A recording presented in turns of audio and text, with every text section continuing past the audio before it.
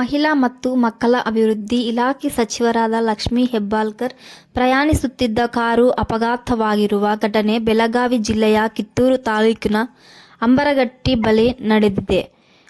Back pain ಒಂದ್ ಸ್ವಲ್ಪ ಇದೆ. ಬ್ಯಾಕ್ ಅಲ್ಲಿ ಸ್ವಲ್ಪ ಪೆಟ್ಟಾಗಿರೋದ್ರಿಂದ ಸ್ವೆಲ್ಲಿಂಗ್ ಇರೋದ್ರಿಂದ ಪೇನ್ ಜಾಸ್ತಿ ಇದೆ. ರಿಕವರಿ ಆಗ್ತದೆ. ಬೆಡ್ ರೆಸ್ಟ್ ಬೇಕು ಅಂತ ಡಾಕ್ಟರ್ ಕೂಡ ಹೇಳಿದ್ದಾರೆ.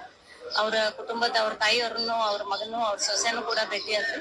ವಿಶೇಷವಾಗಿ ಅಂದ್ರೆ ಇವತ್ತು ನನ್ನ ಜೊತೆ ಮಾತಾಡಿದ್ರು. ಅವರು ಮಾತಾಡಿದ್ಮೇಲೆ ಅಷ್ಟೊಂದು ಗಾಬರಿ ಆಗುವಂತದ್ದಿಲ್ಲ ಅಂತ ಹೇಳಿ ನನಗೆ ಅನಿಸ್ತಾ ಇದೆ.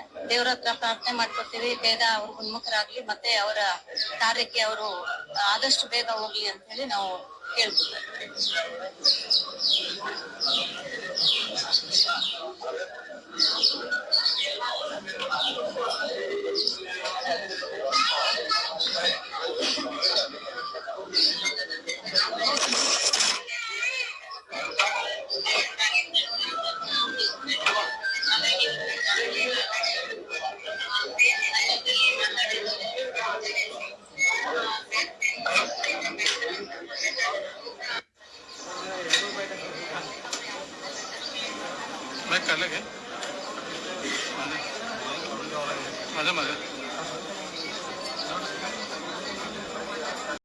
ನಮ್ಮ ಚಾನೆಲ್ ಅನ್ನು ನೀವು ನೋಡ್ತಾ ಇದ್ರೆ ಸಬ್ಸ್ಕ್ರೈಬ್ ಮಾಡಿ, ಪಕ್ಕದಲ್ಲಿರುವ ಬೆಲ್ ಬಟನ್ ಅನ್ನು ಒತ್ತಿ.